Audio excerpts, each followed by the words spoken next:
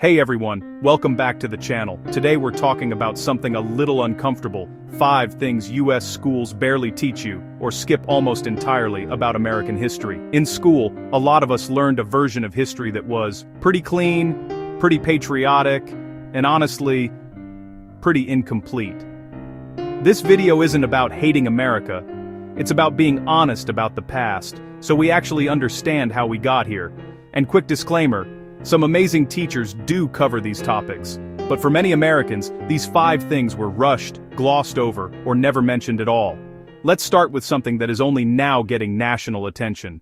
Thing number 1, the Indian boarding schools. Kill the Indian, save the man.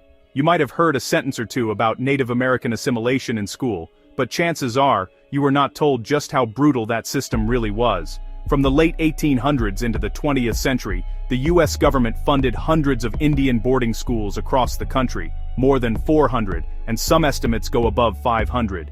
Native children were taken from their families, sometimes by force, shipped hundreds of miles away, given European or Christian names, forbidden to speak their own languages or practice their cultures. Many experienced physical and emotional abuse, overcrowded, unsanitary conditions, malnutrition and disease, and, in thousands of cases, death at school, far from home. At places like the Carlisle Indian Industrial School in Pennsylvania, at least 187 children are known to have died, and many were buried in school cemeteries. Only recently have state governments and tribes begun pushing for formal apologies, investigations into unmarked graves, and full documentation of what really happened in these schools. For many Americans, this entire system was reduced to a vague phrase like, "The government tried to assimilate Native Americans." The reality is that it was a deliberate, nationwide project to erase indigenous cultures, and it deeply shaped Native communities and US history in ways most textbooks barely mention. Thing number 2, the Philippine-American War and the US Overseas Empire. In school, you probably heard a bit about the Spanish-American War in 1898. The US defeats Spain, liberates Cuba, and suddenly has territories like Puerto Rico, Guam, and the Philippines. But what often gets skipped is what happened next in the Philippines. When Filipinos declared independence and expected self-rule, the US government decided instead to take control. That led to the Philippine-American War from 1899 to 1902, a brutal conflict that many historians now call a war of empire. Official US estimates say over 4,200 American soldiers were killed, more than 20,000 Filipino fighters died, and as many as 200,000 Filipino civilians died from violence, famine, and disease. Some Filipino scholars estimate the total civilian death toll could be even higher. There were scorched earth campaigns, reconcentration camps, and widespread suffering that gets very little space in US textbooks. Why does this matter? Because it shows that the US didn't just expand across the continent, it also became an overseas empire, ruling places like the Philippines, Puerto Rico, and Guam. And that shaped global politics, migration, and US foreign policy for generations. Yet for many students, this war is either a footnote or never discussed at all. Thing number 3, redlining and how the government helped segregate housing. Most of us learned that segregation was about Jim Crow laws in the South, buses, lunch counters, and separate schools. What many people never learned is how the federal government itself helped create long-lasting racial segregation in housing. Starting in the 1930s, agencies like the Federal Housing Administration, FHA, and the Homeowners Loan Corporation, HOLC, graded neighborhoods for mortgage risk.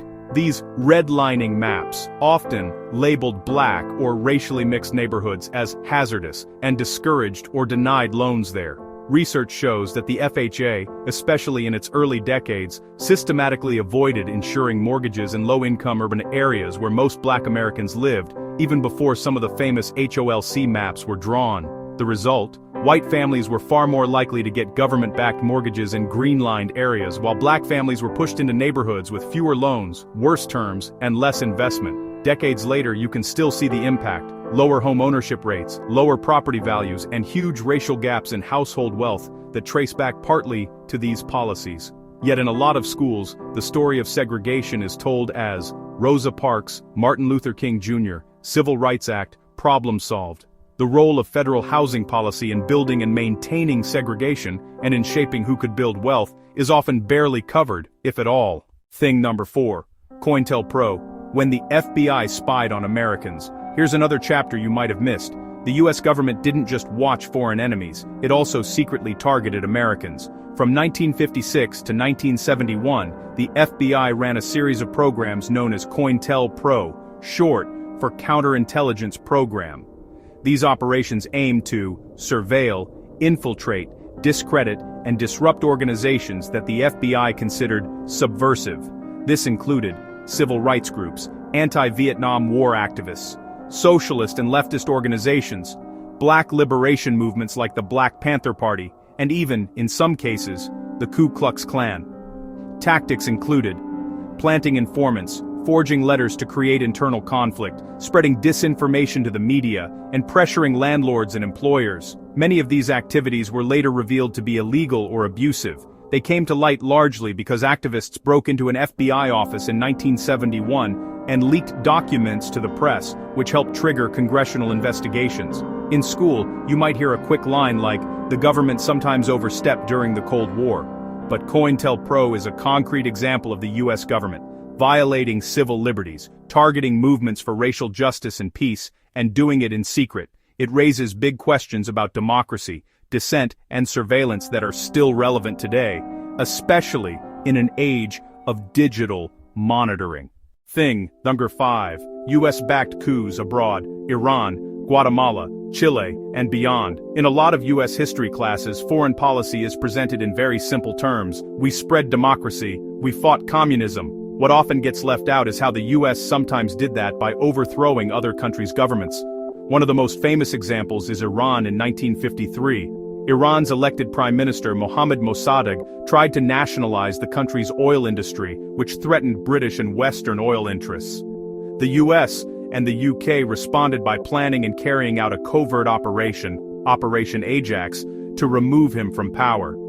The coup overthrew Mossadegh, strengthened the rule of the Shah, a pro-Western monarch, and set the stage for decades of dictatorship and ultimately the 1979 Iranian Revolution. Iran is just one case.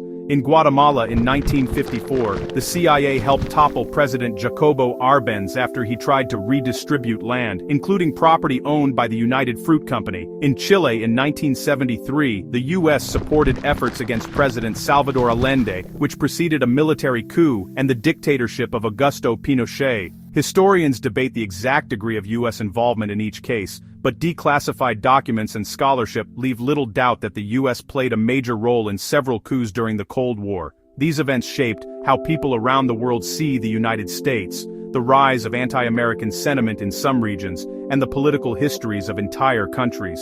And yet, for many American students, this topic is either barely mentioned or framed in a very vague way, like, the US intervened abroad to contain communism. The specifics, the names, the operations, the long-term consequences are often missing. So, let's recap the 5 things US schools often skip or rush through.